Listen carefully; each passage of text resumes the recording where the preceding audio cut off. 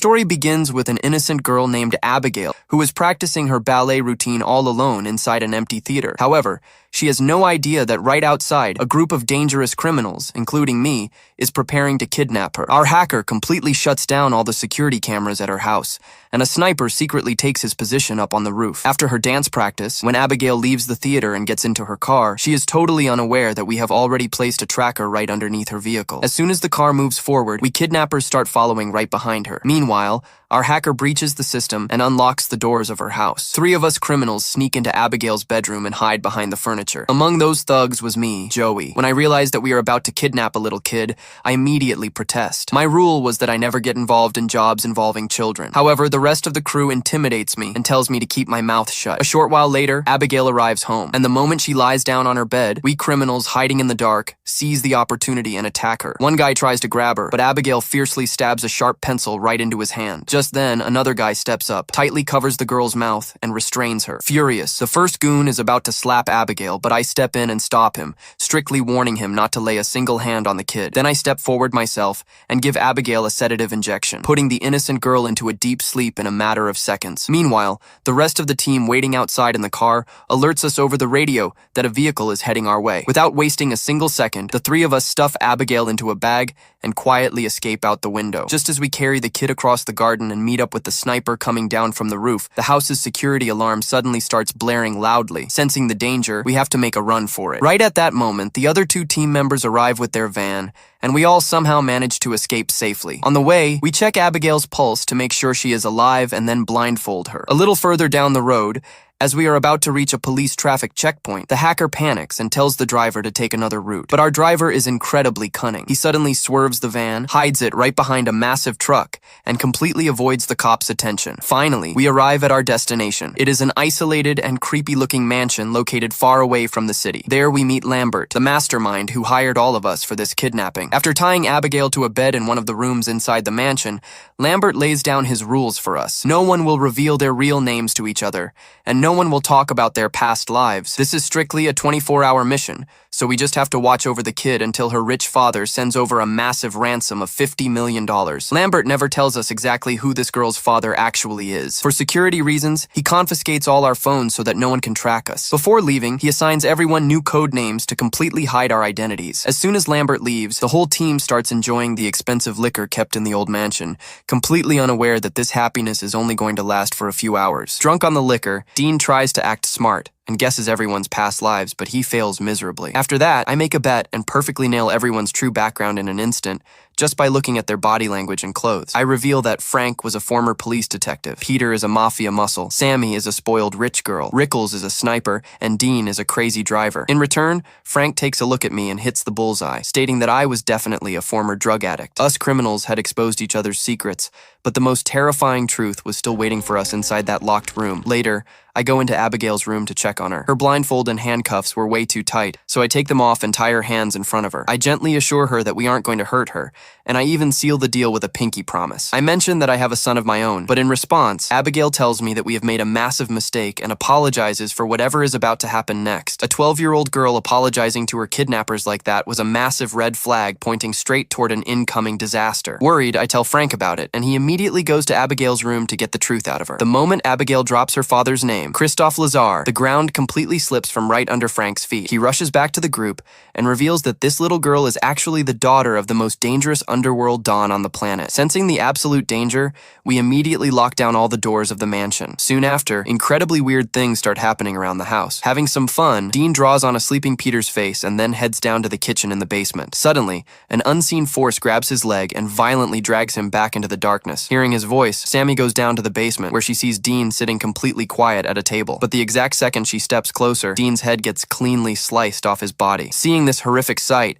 Sammy throws up out of pure terror. The rest of us arrive at the scene, and it instantly reminds us of Lazar's most lethal and ruthless enforcer, Valdez, who was known for slaughtering people in this exact gruesome way without leaving a single trace behind. Panicking, we all rush to check on Abigail, who is perfectly safe inside her room. Terrified, Rickles tries to escape and opens the mansion's main gate, only to find another heavy iron gate completely locked right in front of it. Peter Peter uses all his massive strength to break it open, but his action immediately triggers the mansion's automatic security system. In the blink of an eye, thick iron plates slide down and completely seal off every single window. Now, all of us are completely trapped inside this massive mansion. I instantly realize that this is no coincidence, it's a carefully planned trap. Meanwhile, Rickles goes to check on his gun, only to find it completely missing. I run back to Abigail and ask her if she saw anyone else around the room besides Frank. Abigail completely denies it, crying as she claims that Frank threatened her, saying he actually works for her father and his real name is Valdez. Rickles and I share this information and quickly decide to find a way out of the mansion, but just as I'm about to leave the room, I hear a very strange noise. I turn around and see Rickles standing against the wall in a very bizarre way. As soon as I step closer, I realize that Rickles has been brutally murdered. His lifeless body suddenly slumps right into my arms. Fuming with anger and absolute terror, I sprint downstairs and point my gun straight at Frank. I accuse him of murdering Rickles, but Frank defends himself, swearing he is innocent and claiming that the little girl is just playing mind games to turn us against each other. Blinded by anger, he orders Peter to go and finish Abigail off. The second Peter reaches the room and is about to shoot Abigail, I arrive just in time and stop him. Just then, Abigail effortlessly slips right out of her handcuffs. She performs a delicate ballet step and finally reveals her terrifying true form right in front of us. She wasn't an innocent little girl at all. She was actually a bloodthirsty vampire. Abigail instantly lunges at Peter and pins him down. Desperate to save him, Frank rains down a hail of bullets on Abigail.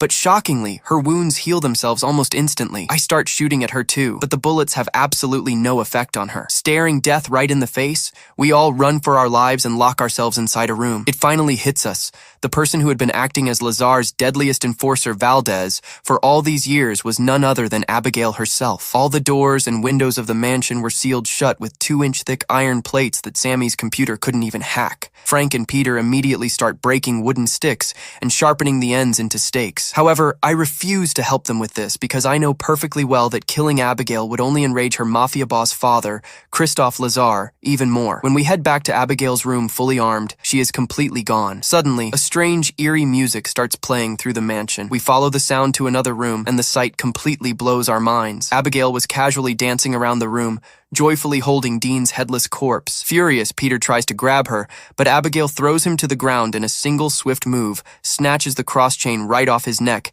and severely injures him with it. Even the Holy Cross had absolutely no effect on this vampire. Frank tries to attack her from behind, but Abigail effortlessly disarms him and stabs him right in the leg with his own weapon. Realizing we are completely outmatched, we all run back downstairs to save our lives. Arriving there, I remind everyone that the sedative injection we used during the kidnapping actually worked on Abigail, and we still have 1 injection left in our medical kit. We all agree that whoever spots the girl first will radio me, so I can rush to the scene and inject her. Meanwhile, while searching, Sammy walks down a filthy and creepy hallway. Suddenly, a swarm of bats attacks her, causing her to stumble and fall straight into a deep pool completely filled with rotting corpses. She screams in absolute terror and somehow manages to crawl her way out right over those decaying dead bodies. On the other side, seeing Abigail in her terrifying monster form, Peter runs for his life and locks himself inside a room. But Abigail completely shatters that heavy door in a single strike and starts chasing him while doing ballet dance moves. Running down the hallway, Peter suddenly crashes into a door opened by Frank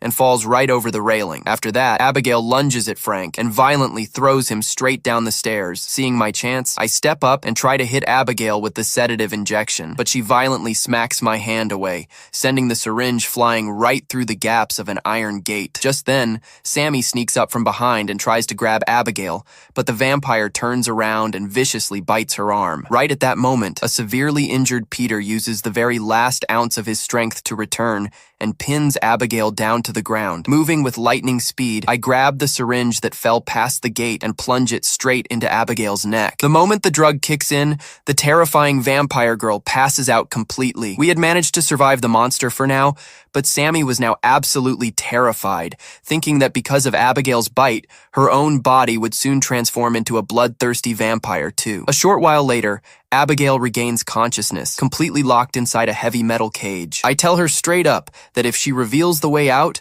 we will all set her free. But Abigail just laughs loudly and reveals that this entire thing was actually her own master plan, and Lambert works directly for her. One by one, she starts exposing everyone's real names and their dark, hidden pasts. She reveals that Sammy had stolen money right from her own parents' bank account. Peter had stolen from his own gang. Frank used to do illegal criminal jobs even while serving as a cop, and I was a former army doctor who got fired due to drug addiction and accidentally killed a gang member during treatment. It turns out all of us had been Lazar's biggest enemies at some point in time. Abigail explains that she hunts down and kills her father's enemies just to get his love and attention. She then gives us an offer, saying whoever lets her out of the cage will be allowed to leave alive. Blinded by greed, Peter steps forward to set her free, so I instantly pull my gun and shoot him right on the spot. The rest of the group walks away, but Frank stays behind. He makes a secret deal with Abigail in private, promising to let her go if she tells him the exact way out. Abigail reveals that pulling an Agatha Christie book in the library opens up a hidden secret door. Even after getting the escape route, Frank betrays her and refuses to let her out. Enraged, Abigail uses her monstrous strength to completely shatter the cage door and steps right out. Right at that exact second, I arrive on the scene and smash the wooden planks covering a nearby window. The exact moment the sunlight hits Abigail's arm, her skin bursts open and melts like wax, causing her to scream in agony and sprint straight back into the darkness. Running for our lives,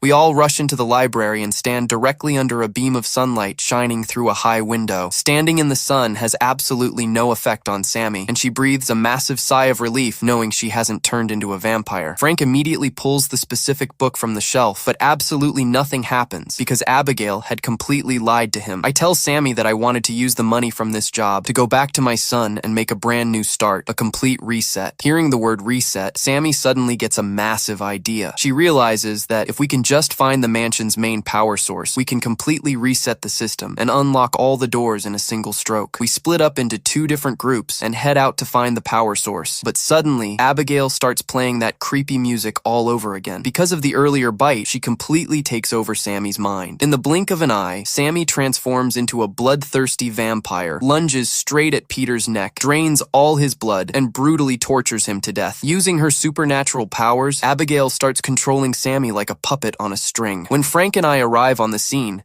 Sammy reveals her terrifying new monster form to us. Running for our lives, the 2 of us sprint all the way back to the library. Moving with insane vampire speed, Sammy chases right after us. Speaking entirely through Sammy's voice, Abigail reveals that she absolutely hates this room because years ago, this was the exact spot where her father turned her into a vampire. Just then, I grab a shiny silver platter lying nearby and perfectly reflect a beam of sunlight straight onto Sammy's body. The exact second the light hits her, Sammy's body explodes in a massive, gory blast. The moment Sammy dies, a hidden secret door suddenly pops open. Frank and I immediately rush inside, where we find the mansion's secret control room, along with Lambert, who has also turned into a vampire. Lambert instantly grabs me by the throat and reveals that 2 years ago, when Abigail found out he had helped Frank, she punished him by turning him into a vampire. Ever since then, he has been trapping Lazar's enemies and bringing them right here. He tells us that he has already called Lazar, and the mafia boss is on his way. Lambert secretly wants to kill Abigail and her father, so he can rule the empire himself, so he offers Frank the chance to become a vampire too. Blinded by greed, Frank happily accepts the deal. Lambert knocks me out cold and then bites Frank's neck. Drinking his blood, Frank completely transforms into an incredibly lethal vampire. Lambert orders Frank to drink my blood as I regain consciousness, but Frank's mind was extremely cunning. Pretending to follow orders, Frank suddenly plunges a sharp wooden stake straight into Lambert's chest, causing him to explode in a massive blast. Right at that moment, Abigail arrives on the scene, but the newly turned vampire Frank completely overpowers her, pinning her down and ruthlessly drinking her blood. Seeing my golden opportunity, I rush to the control panel, completely disable the mansion's entire security system, and snatch my phone back. I desperately try to make a run for it, but the main exit of the secret corridor is still locked tight. Feeling completely helpless, I record one final emotional voicemail and send it straight to my son. Just then, Frank manages to find me and violently throws me right back into the library. He lifts me high into the air and starts slamming me mercilessly into the furniture. Fighting for my life, I rain down a flurry of heavy punches on him, but my hits have absolutely no effect on Vampire Frank. The exact second Frank is about to finish me off, Abigail arrives and saves my life. Because Frank had drained so much of her blood, Abigail was now incredibly weak. She begs for my help and makes a solid promise that she will let me walk out of here alive and return safely to my son. Now, the 2 of us team up and fight Frank together, but the newly turned vampire's strength was way too much. In a single strike, he knocks Abigail straight to the ground, grabs that sharp wooden stake, and violently pins my shoulder right to a massive pillar. I scream in absolute agony. After that, Frank grabs Abigail once again and starts biting her. Writhing in excruciating pain, Abigail raises her little finger, reminding me of our pinky promise. Following this, Frank pulls me off the pillar, pulls me close, and bites down hard right on my neck. After that, Frank uses his new vampire powers to completely take control of my mind and gives me a direct order to kill Abigail. But I was just putting on an act. I suddenly spin around and shove Frank back with a massive push. In the middle of all this, I grab the sharp wooden stake lying on the floor and knock Frank completely off his feet. Then, using absolutely every ounce of our strength, Abigail and I drive that stake completely through Frank's chest. This triggers a massive, horrific explosion, completely blowing Frank into 1,000 pieces. He is finished forever. I was absolutely terrified that because of Frank's bite, I was going to turn into a bloodthirsty vampire too. But Abigail assures me that since Frank is completely dead, his curse dies with him, and nothing of the sort will happen. Sticking to her promise, Abigail finally lets me walk away safely. But the exact second I turn around, a heavy hand tightly grabs my shoulder from behind. It was none other than Abigail's terrifying father, Lazar. Fuming with anger, Lazar wanted to kill me on the spot, but Abigail steps right in front of her father, acting as my shield. She tells him straight up that I saved her life, and that I was there for her when her own father wasn't. Hearing this, Lazar respects his daughter's words, gently kisses my hand as a thank you, and lets me walk out of the mansion alive. Gathering whatever little courage I have left, I step out of the mansion and get into the van waiting outside. There I find my last remaining lollipop. Eating it, I breathe a massive sigh of relief and drive far, far away from that absolute hellish mansion. And with that, this terrifying story comes to an end right here. Let us know what you thought of this video in the comments down below, and definitely do not forget to subscribe to the channel. See you in the next video. Until then, goodbye.